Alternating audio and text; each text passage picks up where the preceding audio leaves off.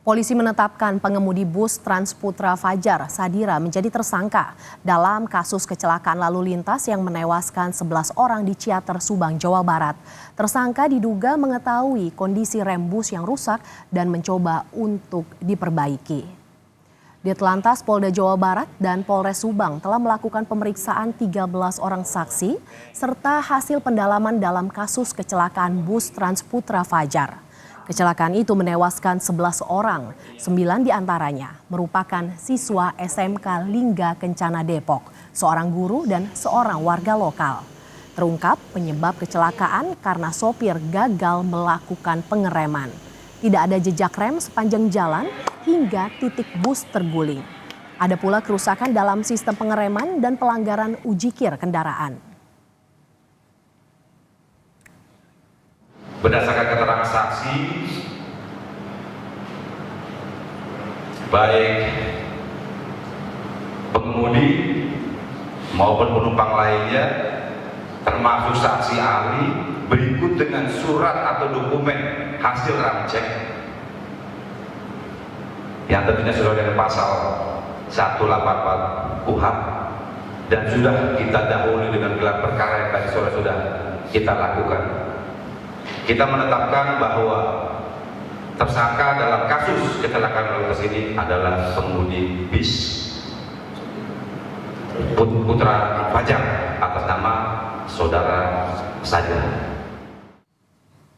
Saudara, untuk mengetahui informasi terkini akan kita tanyakan langsung kepada jurnalis Kompas TV Hendry Irawan di Subang, Jawa Barat. Selamat siang Hendry, bagaimana proses penetapan sopir bus jadi tersangka? Ya, baik Mercy dan juga saudara, polisi akhirnya menetapkan supir bus ini sebagai tersangka setelah melalui sejumlah tahapan atau langkah-langkah penyelidikan yang dilakukan polisi, yakni diawali dengan olah TKP yang dilakukan pada minggu kemarin, di mana di lokasi tersebut polisi menemukan fakta bahwa di lokasi tersebut, tepatnya di lokasi kecelakaan yang berada di Jalan Raya Ciater, Subang ini tidak ditemukan jejak rem bus atau jejak pengereman dari bus, sehingga polisi memastikan bahwa supir tersebut tidak melakukan pengereman.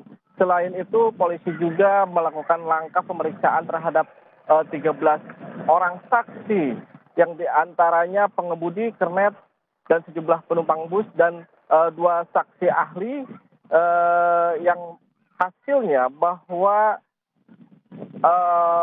bis tersebut 2 kali diperbaiki, yakni di wilayah Tangkuban Parahu saat berwisata ke Tangkuban Parahu, dan di lokasi itu supir bus meminta pihak montir untuk memperbaiki, mengencangkan rem agar lebih tidak terlalu dalam atau agak keras. Namun setelah melanjutkan perjalanan, yakni mobil bus tersebut kembali berhenti di rumah makan yang berada di Ciater, dan supir bersama kernet memperbaiki sendiri sistem pengereman, dan ternyata hingga akhirnya bis tersebut mengalami kecelakaan. Kemudian pihak kepolisian juga telah memintai keterangan dari 2 saksi ahli, yakni dari pihak Dishub dan agen pemegang merek, di mana dari pihak Dishub ditemukan bahwa dokumen bus tersebut bus tersebut telah kadaluarsa sejak Desember 2023, sementara untuk keterangan dari saksi agen pemegang merek ditemukan ada kerusakan pada sistem pengereman, sehingga dengan hasil penyelidikan tersebut polisi menetapkan Sadira, supir bus tersebut, menjadi tersangka atas kecelakaan yang menyebabkan tewasnya 11 orang dalam kecelakaan yang terjadi Sabtu petang kemarin. Atas kecelakaan tersebut, supir akan dijerat dengan pasal 311 ayat 5 Undang-Undang Lalu Lintas dengan ancaman pidana maksimal 12 tahun penjara dan denda Rp24 juta. Mercy. Ada pelanggaran ujikir, selain itu apalagi temuan lain dari penyelidikan dan bagaimana kemungkinan adanya tersangka baru, Hendry? Iya, dari fakta-fakta yang didapatkan pihak kepolisian, ada yang dilakukan dengan ketika melakukan pemeriksaan bis oleh pihak Dishub dan juga agen pemegang merek, bahwa di bus tersebut ada ditemukan air dan oli di tabung kompresor angin, padahal seharusnya di tempat tersebut hanya untuk udara, untuk sistem pengereman. Selain itu, oli yang ditemukan pada mesin bus tersebut sudah keruh dan sudah dipastikan oli tersebut sudah lama diganti. Dan ditemukan juga kandungan air di atas 4% atau di atas ambang maksimal dalam minyak rem. Selain itu, dalam pemeriksaan untuk kondisi kanvas rem cukup kecil, yang dimana standarnya 0,45 mm, faktanya di lapangan ditemukan bahwa hanya ada 3 mm untuk celakan pas rem ini. Juga terjadi kebocoran pada sistem pengereman hingga kinerja atau fungsi rem nyaris tidak berfungsi.